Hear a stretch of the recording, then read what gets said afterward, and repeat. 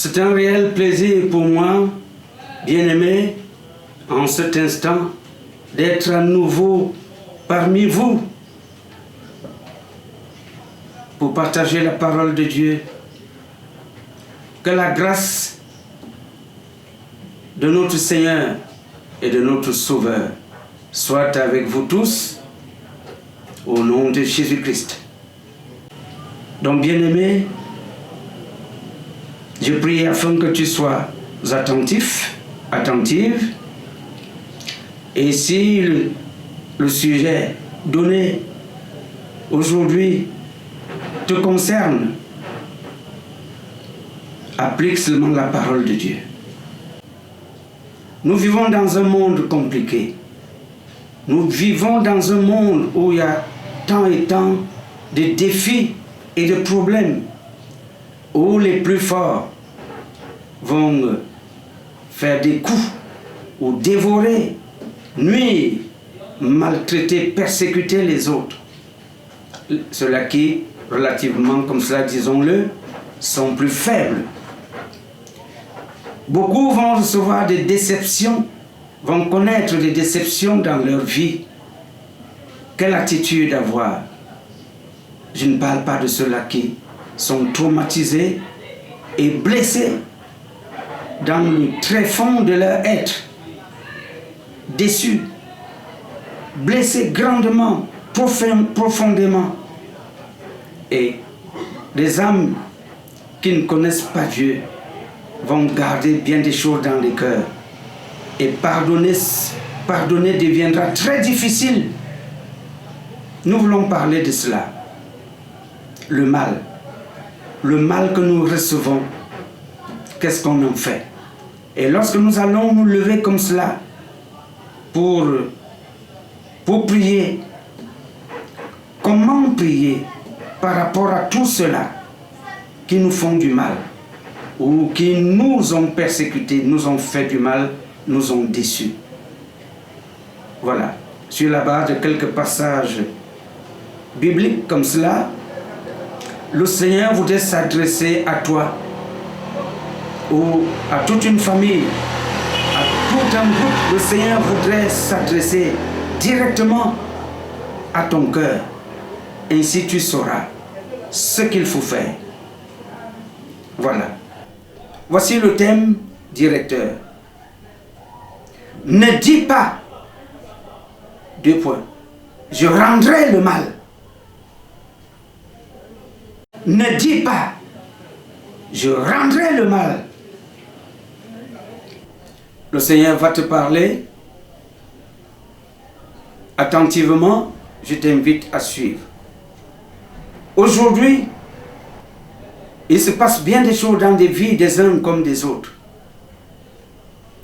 Mais le Seigneur nous a prévenus qu'à un moment donné de la vie, en ces temps-ci, il nous dit dans 2 Timothée chapitre 4, au verset 3, « Car il viendra un temps où les hommes ne supporteront pas la saine doctrine,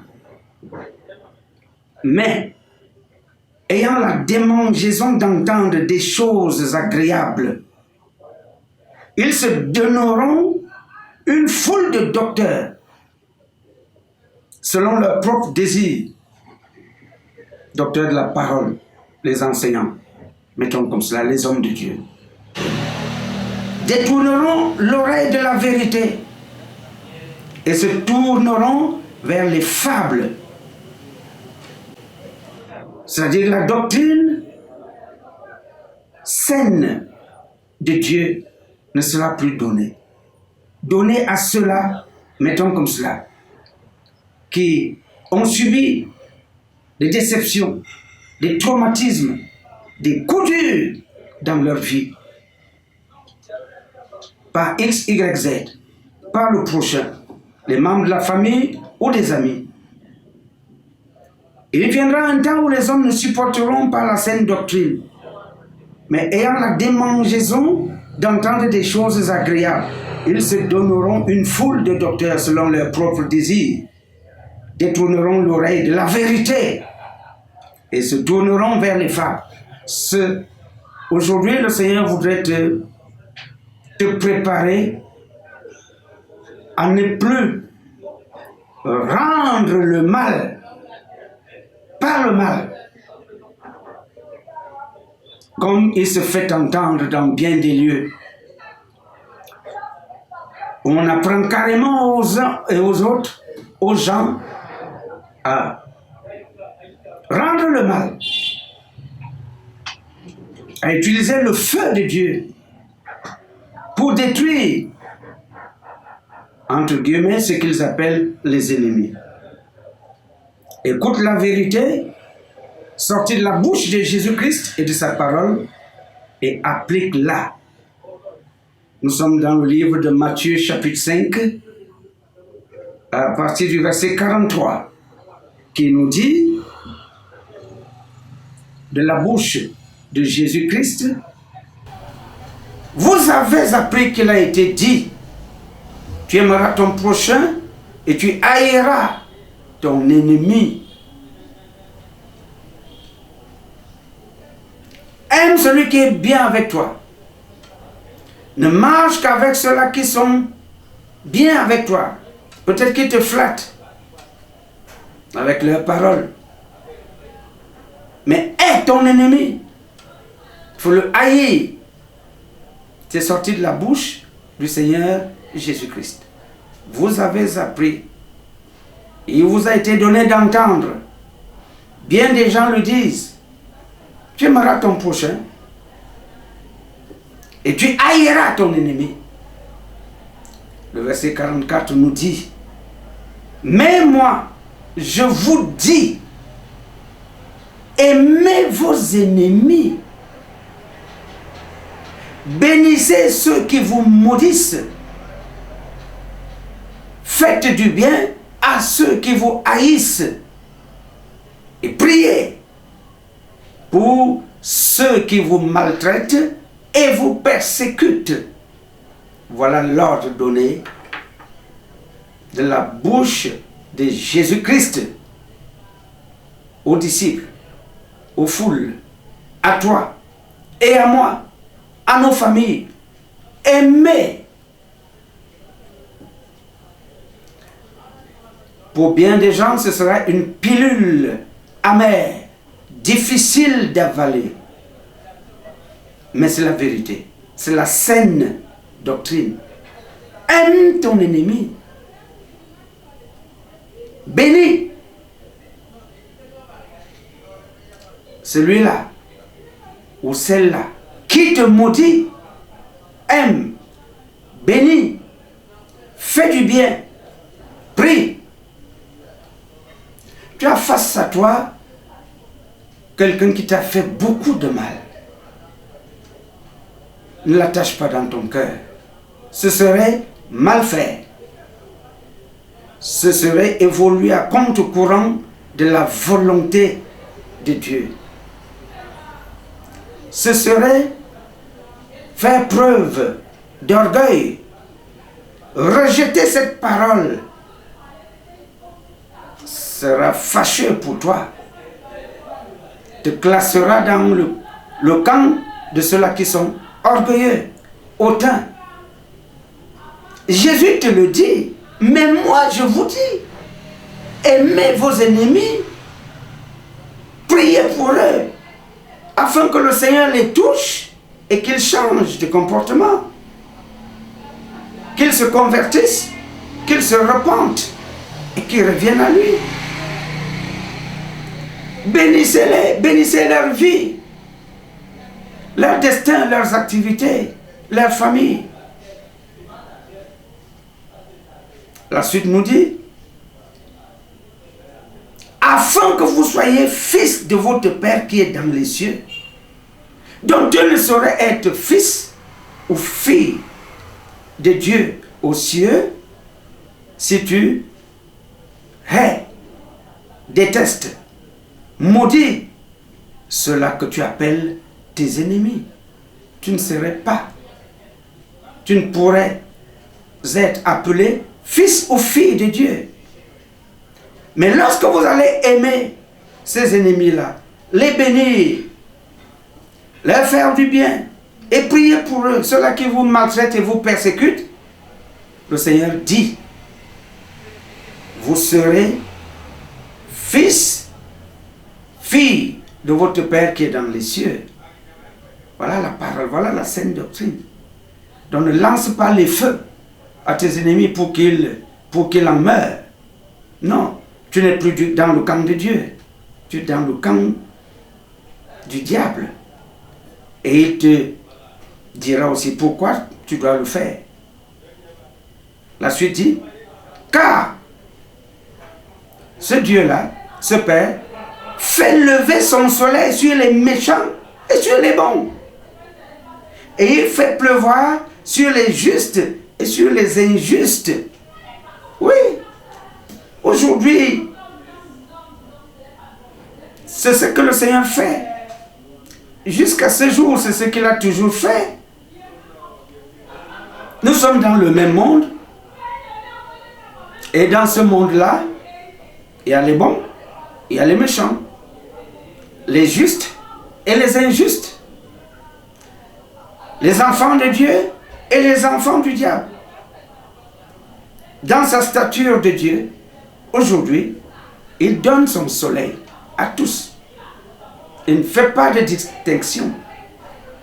Il donne la pluie à tous.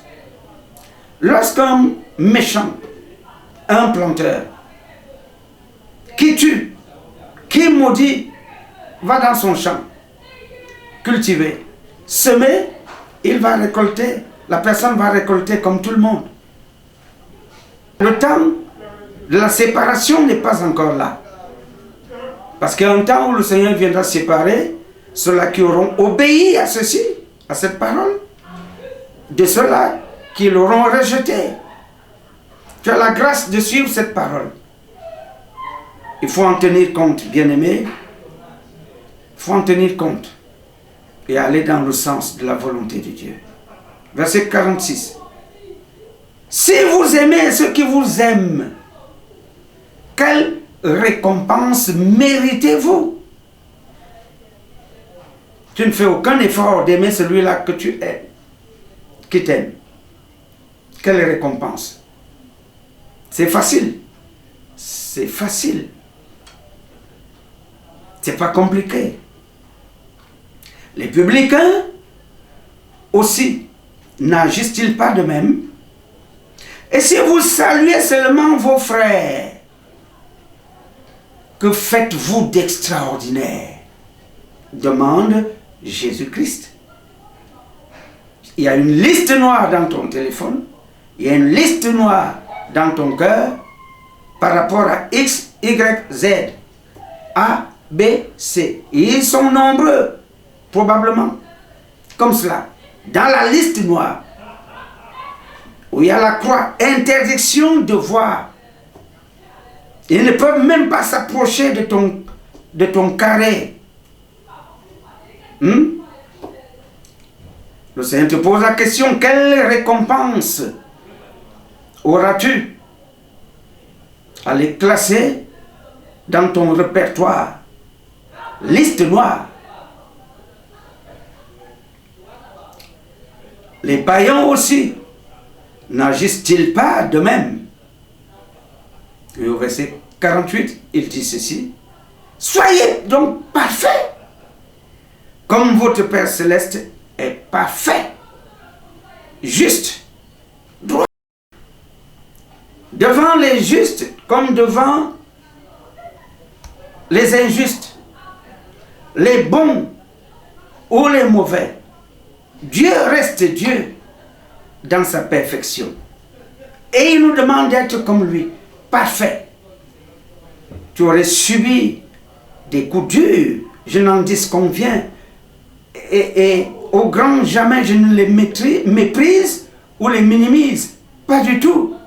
Mais quelle attitude, quelle réponse donner à ces mots, ces déceptions, ces traumatismes, ces persécutions, ces tribulations reçues? Quelle réponse donner? Le Seigneur te donne sa réponse. Aime-les. Prie pour eux. Bénis-les. Voilà. Bien-aimé, si tu es d'accord avec cette parole, elle va te libérer de bien des choses et d'un fardeau inutile à porter. Nous sommes dans le livre de 1 Pierre, chapitre 3, à partir du verset 9. Ne rendez point mal pour mal, ou injure pour injure.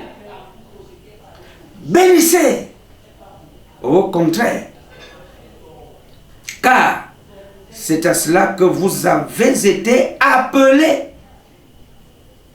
afin d'hériter la bénédiction.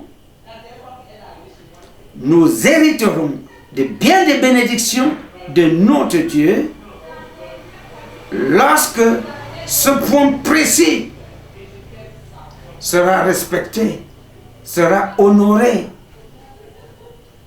Ne rendez point mal pour mal. Tu auras probablement subi beaucoup de maux dans ta vie, directement ou indirectement. Le Seigneur s'approche de toi en ce jour pour que tu vives en paix, pour que tu sois béni. Ne rends point mal pour mal, injure pour injure. Oui, parce que dans la vie de beaucoup qui auront subi des maux, c'est l'esprit de vengeance qui prévaudra. La haine va remplir les cœurs.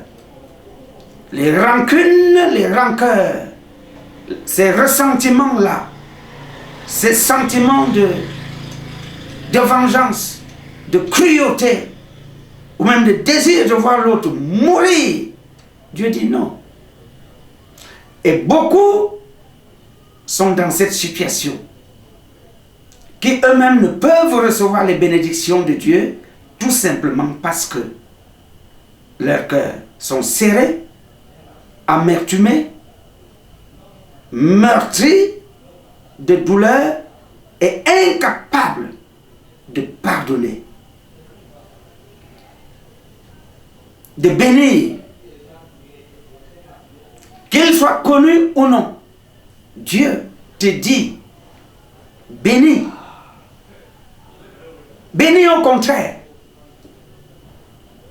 Tu seras grand face aux personnes qui te cherchent ou qui t'ont cherché ou qui ont eu à te faire du mal. Bénis-les avec le cœur et avec amour. Aime-les parce qu'ils sont aimés par Dieu. Qui aime les pécheurs, mais pas le péché. Qui aime les malfaiteurs, mais pas ce qu'ils font comme méfait. C'est pour cela que Jésus-Christ est mort. Il est venu dans ce monde pour chercher et trouver les pécheurs et les amener à la repentance. Et lorsqu'un seul pécheur se repentira, il y aura la joie au ciel. La joie. Alléluia. Pour hériter la bénédiction, parce que nous avons été appelés à aimer, quelle attitude avoir face au mal infligé par l'autre à notre endroit? Nous ne rendrons pas le mal pour le mal. Quelqu'un se lèvera et va t'injurier. Imagine un peu, toi qui rends injure pour injure. Désormais on t'injurie et tu es calme. Et tu regardes celui qui t'injurie, tu ne dis rien du tout. Quelqu'un apportera son doigt comme cela pour le planter dans ton œil. À l'époque, que faisais-tu? Ou bien que fais-tu encore aujourd'hui parce que tu n'as pas cette parole ou tu ne l'avais pas? Eh bien, la bagarre commence parce que personne ne peut te faire ça. Mais si aujourd'hui, en recevant cette parole, quelqu'un te pointe du doigt comme ceci et tu fais ça. Quelqu'un t'injurie de toutes sortes d'injures et tu ne réponds pas. Mais tu seras en train de désarmer la personne. Et par ton silence, par cette attitude de grandeur, agréée par Dieu, la retenue peut arranger bien des choses, à tous les niveaux. Dans les couples, la retenue, la maîtrise de soi. Cette retenue va arranger bien des choses. Si à la moindre parole, à la moindre injure, tu pouvais te retenir, beaucoup de choses passeraient comme cela, sous silence. Par contre, le doigt pointé sur l'œil, tac, la bagarre commence. Il y aura des boursouflures, il y aura peut-être même des accidents suite à une bagarre enragée. Bien-aimé, si tu voudrais être béni aux yeux de Dieu, parce que toi aussi tu cherches les bénédictions, tu cherches la paix, tu cherches les ouvertures, ces grâces multiples que le Seigneur nous donne, alors, pour bien des gens, il faudra changer nos comportements. N'oublie pas le thème. Ne dis pas, je rendrai le mal. Nous étions dans 1 Pierre 3,9. Nous sommes au verset 10 maintenant. Si quelqu'un, en effet, veut aimer la vie et voir des jours heureux, des jours bénis, prospères, qu'il préserve sa langue du mal et ses lèvres des paroles trompeuses. La retenue. Tu voudrais te bénir, trouver grâce devant les yeux de Dieu. Mais préserve-toi du mal, de faire le mal. Retiens-toi de prononcer dans ta bouche et de ta bouche des paroles déshonnêtes, trompeuses, malveillantes, méchantes. Le verset 11 te donne ce conseil. Qu'il s'éloigne du mal et fasse le bien. Ce qui est défini comme bien, c'est ce que le Seigneur te montre comme bien. Fais ce que Dieu juge bien. Rejette ce qu'il juge comme mal. Qu'il recherche la paix et la poursuive. Recherchons la paix. Ce message est approprié et d'actualité. Recherchons la paix et poursuivons-la. Ceci s'adresse à tous. Verset 12, car les yeux du Seigneur sont sur les justes et ses oreilles sont attentives à leurs prières. Dans leurs prières, leur communion avec le Seigneur seront agréées. Pourquoi? Parce qu'ils sont obéissants. Nous pourrions être dans une situation où nous multiplions des prières, des prières, des prières, des prières. Nous appelons Dieu, nous demandons son intervention. Ce n'est pas la multiplicité, le grand nombre par conteneur de prières élevées à Dieu qui le feront bouger. C'est notre obéissance. Notre obéissance lève Dieu, le soulève et le met dans une situation, dans une position d'approbation, d'exaucement. Et vous entendez beaucoup de gens vous dire ceci: mon pasteur, je prie beaucoup, je fais le Notre Père, j'ai des livres de prière, mais je vous assure, pasteur, mais c'est comme si je ne faisais rien du tout. Très calmement, je les regarde, ceux-là qui parlent ainsi. Et dans la douceur, je leur réponds: obéis-tu à la voix de Dieu? Aimes-tu ton prochain? Oui, j'aime mon prochain. Aimes-tu tes ennemis? Non, pasteur, ne me demandez pas ça. Pries-tu pour tes ennemis? Ce serait une horreur de prier pour tous ces gens-là qui m'ont bloqué. D'ailleurs, ils me l'ont dit ouvertement. Peux-tu être prêt à leur faire du bien? Pasteur, vous pouvez tout me demander sauf cela. Et sur la base de ces premières réponses, je leur dis ceci. Tu bloques toi-même ta propre vie de par ton attitude de méchanceté apparentée à celle du diable. Tu es tout simplement dans le camp de l'ennemi. Et je prends la Bible, la parole de Dieu, et je leur donne. Et je leur dis ceci. Même si je me levais pour prier pour vous, ça ne marcherait pas. Tant que vous n'avez pas changé. Tant que vous n'avez pas pardonné. Et tant que vous n'avez pas prié pour ceux-là qui vous ont mis, selon vous, dans cet état. Et c'est là où, touchés par la parole de Dieu, beaucoup vont fondre en larmes, en sanglots, pour dire oui, pasteur, je ne le savais pas. Je ne savais pas que j'étais celui-là, que j'étais mon propre bourreau, que je freinais moi-même les ouvertures que pourtant je demande à Dieu. Et lorsque je vais leur poser cette ultime question, estime-toi être juste aux yeux de Dieu? La réponse, pour ceux-là qui osent, c'est oui, je suis juste, je ne fais du mal à personne.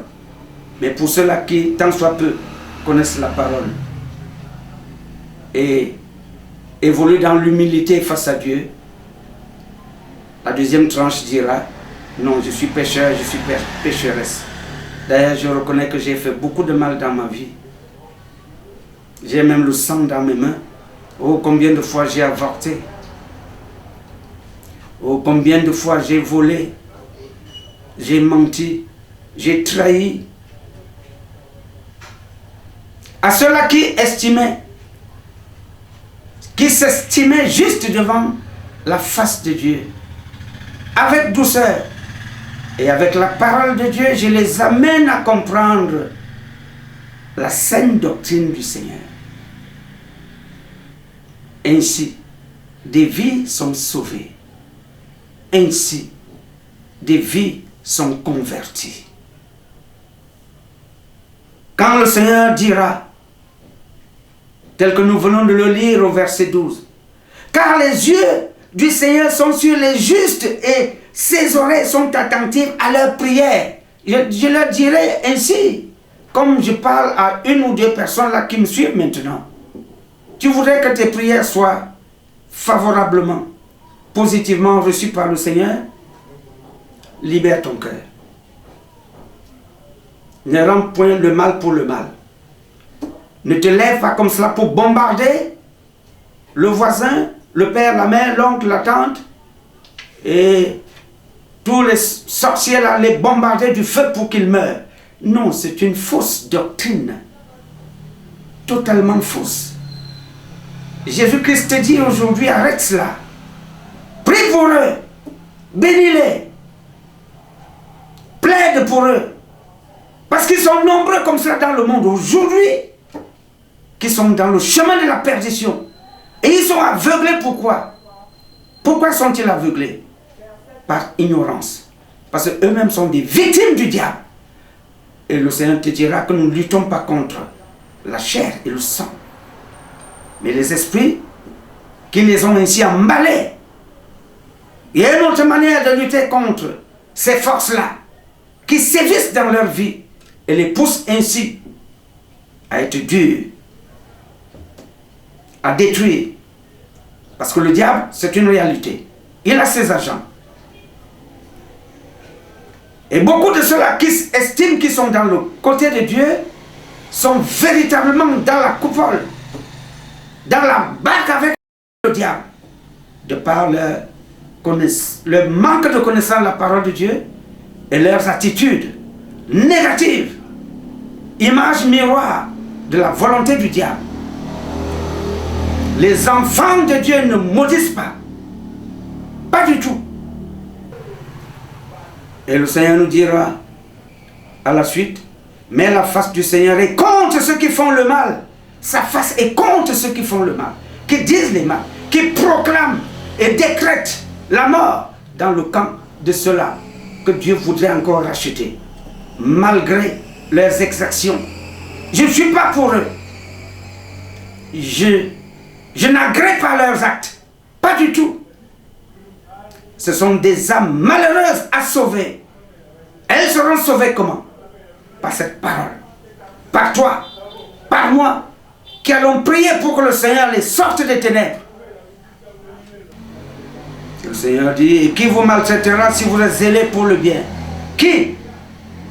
Au verset 18. Christ aussi a souffert. Oh, combien il a souffert? Une fois pour les péchés. Les péchés de qui? Nous tous. De toute l'humanité. Lui juste pour des injustes. Afin de nous amener à Dieu. L'œuvre salvatrice du Seigneur Jésus-Christ, c'était pour nous amener à Dieu. Il n'est pas venu nous trouver dans la lumière. Il est venu nous chercher, nous trouver dans les ténèbres. Dans le but de nous amener à Dieu. En nous donnant cette parole de vie. Cette parole bénie. C'est pour cela qu'il a accepté d'aller jusqu'à la mort. Et si nous sommes ses disciples, c'est pour diffuser cette parole de vie. Pour sauver ceux-là qui sont encore dans les ténèbres, qui font le mal, qui ne parlent que de mal. Il faut les aimer, parce que jusqu'aujourd'hui, Dieu les aime encore, mais n'apprécie pas ce qu'ils font de mal. Nos prières, la prière du juste sera d'autant plus efficace qu'elle va chercher à sauver des âmes. Comment voudriez-vous bénir des âmes non repenties, non prêtes à se repentir, à se convertir et à changer de vie? Comment bénir ces gens-là?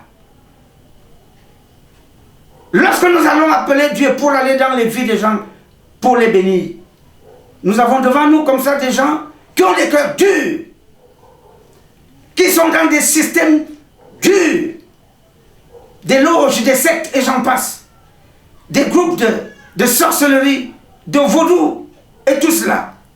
Ils se présenteront devant vous. Comment bénir ces gens-là sans leur donner la parole de la repentance, du retour à Dieu et de l'abandon de ces voies-là? Quel message donner à plein de gens comme cela qui cherchent la face de Dieu, mais qui ont des blessures dans les cœurs, sans les consoler, en leur disant que Dieu est là? Comment? Écoutez ce que dit la parole de Dieu. Nous sommes dans le livre de Proverbes 17, au verset 13. Il est écrit, de celui qui rend le mal pour le bien, le mal ne quittera point la maison. Pour que tu comprennes mieux. Le mal ne quittera point la maison de celui qui rend le mal pour le bien. Oh, il y a beaucoup de gens de bien dans ce monde-ci, qui ont fait beaucoup de bien dans leur famille, à leurs enfants, à leurs neveux, à leurs nièces. Mettons comme cela, des cas pratiques. Il y a quelqu'un encore qui pleurait comme cela, il y a très peu, devant moi, un monsieur âgé, qui a fait tellement de bien dans sa vie, parce qu'il avait les moyens de le faire. Mais il me dit, aujourd'hui, il reçoit les cailloux. La méconnaissance de ce qu'il a fait pour ces gens. Il reçoit les injures. Parce qu'au lieu de se préparer à garantir sa retraite, il a investi dans les vies des uns des autres. Et ceux-là qui ont reçu de lui sont les premiers à le traiter ainsi. Nous connaissons cela. Je lui ai tout simplement dit, cher monsieur, calmez votre cœur. Il était tellement amertumé. Il n'était pas du tout prêt à pardonner. Mais j'ai pris la Bible, la parole de Dieu. Lorsque j'ai commencé à lui donner ces passages, il a fondu en larmes. Et il a pardonné. Et il a béni tous ces gens. Et je sais que aussi là-bas, le Seigneur a été fier de lui. De celui qui rend le mal pour le bien. Le mal ne quittera point la maison, mais ils se font du mal à eux-mêmes. Tu as reçu le bien dans ta vie et tu rends le mal. Mais tu cherches des problèmes à Dieu.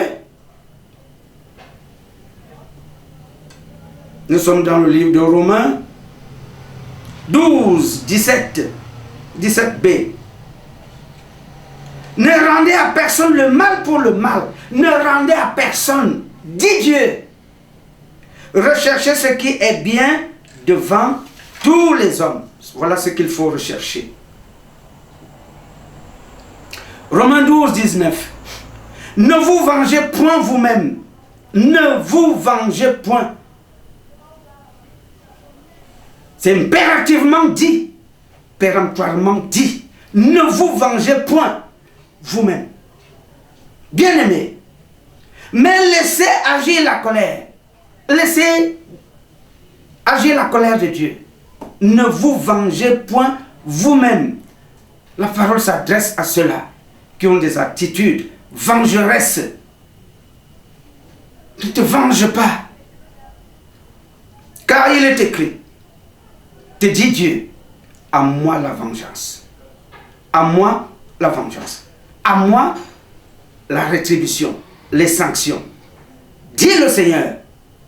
Mais si ton ennemi a faim, donne-lui à manger. S'il a soif, donne-lui à boire. Car en agissant ainsi, ce sont des charbons ardents que tu amasseras sur sa tête. Ainsi te parle le Seigneur. Ne te venge pas.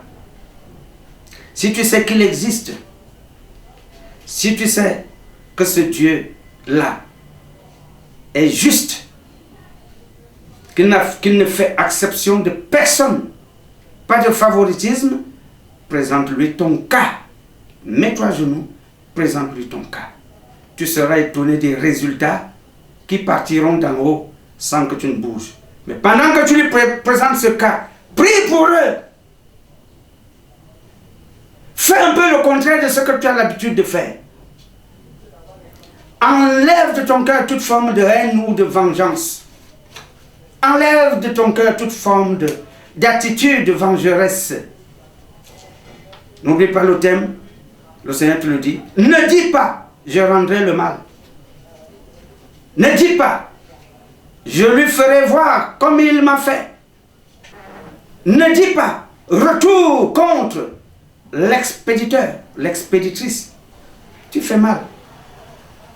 Beaucoup vont se greffer pour les psaumes, pour justifier leur prière. Non, vous avez tort. Nous sommes les disciples de Christ. Et nous sommes dans la dispensation de la grâce. Nous-mêmes, nous sommes sauvés, quoique pécheurs. Si tu vas te greffer à cela pour justifier tes prières, tu te trompes. D'ailleurs, la preuve, tu l'as fait 1000 ans. Tu as balancé le feu aux gens, ils n'ont pas brûlé. Pourquoi? Dieu est en train de te dire qu'il n'est pas d'accord avec ta prière. Ta prière ne s'adresse pas à lui, le Dieu d'amour. Elle s'adresse au diable.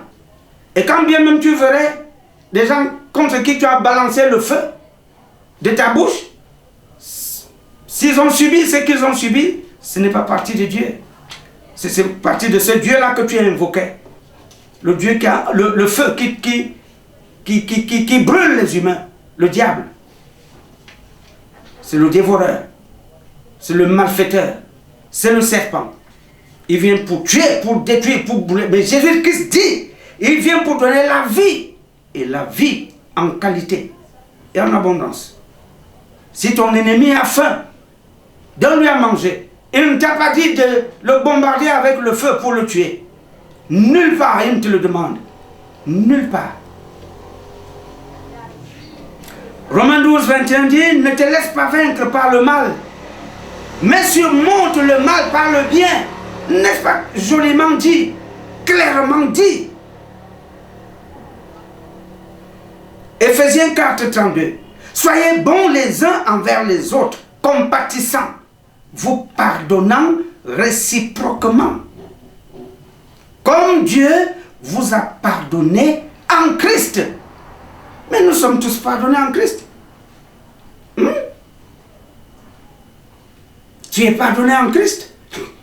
Si cette parole te concerne, bien-aimé, laisse tomber. Laisse tomber. Le Seigneur est là. Le juste juge est là. Et il aime ceux-là qui lui font confiance, qui ont foi en lui, qui s'estiment faibles, parce que vous avez subi beaucoup d'injustices dans votre vie, parce que la justice humaine, au lieu de rendre justice pour vous donner vos droits, parce que aujourd'hui l'argent paye tout, on a prononcé le verdict comme pour dire que voilà, vous avez perdu devant la justice humaine. Tournez-vous vers le Seigneur et vous serez très surpris des résultats. Faites-lui confiance. Faisons confiance en Dieu. Il dit soyez bons les uns envers les autres. Il n'a pas dit soyez méchants. Entretuez-vous. Bombardez-vous. Entre vous là-bas, les plus forts vont écraser les faibles. Pas du tout. Pas du tout. 1 Thessaloniciens 5, 15 dit prenez garde que personne ne rende à autrui le mal pour le mal, mais poursuivez toujours le bien, soit entre vous, soit envers tous. Voilà la saine doctrine. Alors, qui te veut le mal? Ça parle de qui? Ça parle de qui cette affaire-là? Qui te veut le mal? Le premier adversaire de l'homme dit Dieu dans la Bible, c'est le diable. Et qui va amadouer les âmes faibles, qui va les emballer, les empaqueter, pour leur donner ces tendances de méchanceté, de dictature. Qui te veut du mal? Le Seigneur a donné quelques conseils comme cela aussi. Lisons-les dans la Bible. En marge donc de cet être-là cornu, le diable. Écoutons ce que le Seigneur dit. Nous sommes dans Psaume 55, 13, qui dit ce n'est pas un ennemi qui m'outrage. Celui qui m'outrage, qui me fait du mal, n'est pas un ennemi. Je le supporterai. Qu'un ennemi le fasse, je le supporterai. Mais écoute ce qu'il dit. Ce n'est même pas mon adversaire qui s'élève contre moi. Je me cacherai devant lui. Verset 14. C'est toi que j'estimais mon égal. Toi, mon confident et mon ami. La plupart du temps, ça ne part pas de loin. C'est ton confident. C'est ton ami qui, un beau matin, pour quelque motif que ce soit, te trahira, te détruira, te poignardera et t'anéantira. Ton confident, ton ami. Mais vous connaissez plein de cas comme cela, des gens qui ont hier encore marché comme amis et qui demain les choses se gâtent. Dieu nous prévient. Verset 15. Ensemble, nous vivions dans une douce intimité. Oui, mais j'ai bien vécu avec ce monsieur, avec cette femme, avec mon frère, ma soeur. Nous allions avec la foule à la maison de Dieu. C'est même deux enfants de Dieu comme ça qui se connaissent, qui s'aiment et qui se partagent entre eux la parole. Les trahisons partent de là. Et au verset 17, et moi, face à cette trahison, je crie à Dieu. Et l'Éternel me sauvera. Dis Amen. Oui, dis-le. Amen. Je crie à Dieu et l'Éternel me sauvera face à toutes ces trahisons. Et au verset 23, remets ton sort à l'Éternel et il te soutiendra. Il ne laissera jamais chanceler le juste.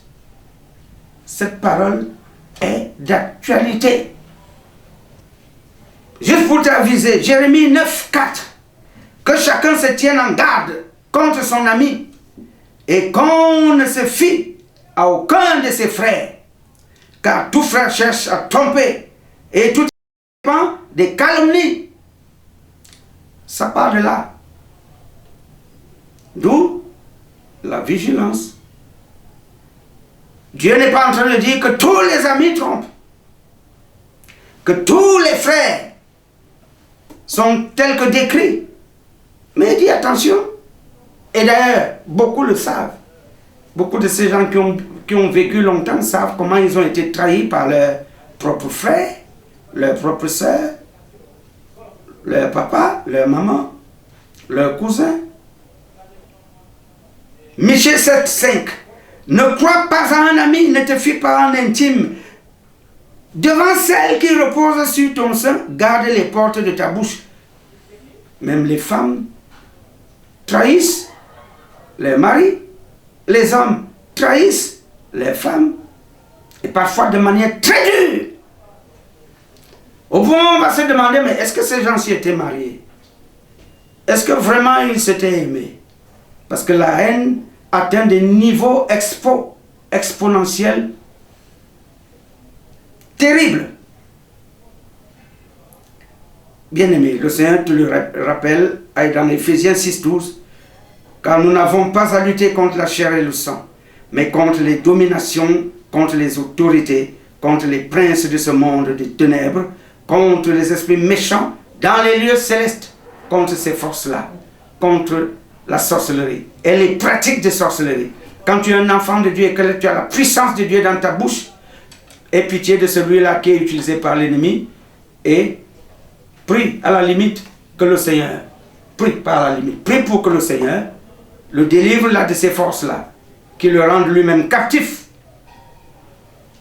prisonnier. C'est contre ces forces-là que nous nous érigeons. Alors, nous vivons les derniers jours aujourd'hui. Dans les derniers jours, 2 Timothée 3.1, il est écrit, 2 Timothée 3.1, sachant que dans les derniers jours, il y aura des temps difficiles, car les hommes seront égoïstes, amis de l'argent, fanfarons, hautains, blasphémateurs, rebelles à leurs parents, ingrats, irreligieux, insensibles, déloyaux, calomniateurs, intempérants, cruels, ennemis des gens de bien, traîtres, emportés, enflés d'orgueil, aimant le plaisir plus que Dieu, ayant l'apparence de la piété, mais régnant ce qui en fait la force. Éloigne-toi de ces hommes-là. Il y aura beaucoup de trahisons dans les derniers jours, et nous les vivons. Beaucoup. Les méchants, cruellement, feront du mal à ceux-là qui n'aspirent qu'à vivre en paix. Tout tombera sur leur tête. Quelle attitude avoir face à cela? Et il faut se confier à Dieu. Il ne faut pas rendre le mal pour le mal. Il faut invoquer le Seigneur dans notre camp. Et il faut lui faire confiance. Parce que le Seigneur sait soutenir les justes, ceux-là qui lui sont fidèles. Bien aimé, voilà, je t'ai Tu as reçu aujourd'hui la parole de Dieu, je le répète, qui dit, dans le thème, ne dis pas, je rendrai le mal. C'est une parole qui est tirée d'un verset biblique dans les Proverbes. Ne dis pas, je rendrai le mal. Fais le bien. Poursuis la justice de Dieu. Et si tu es dépassé, ta consolation ne viendra jamais des hommes. Elle ne partira que de Dieu. Fais le bien. Les portes des bénédictions et des faveurs de Dieu, des grâces et l'accomplissement même de certaines promesses de Dieu dans ta vie se réaliseront sur la base de ce changement d'état de cœur. Je prie afin que cette parole t'édifie, te fortifie et t'amène surtout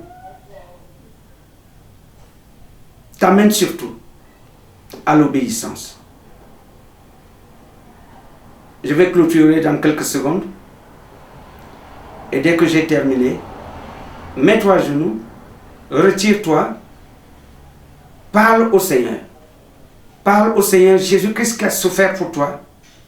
Et au travers de son sang qui a coulé, te redonne espoir et vie. Que cette parole vous bénisse. Au nom de Jésus-Christ. Amen.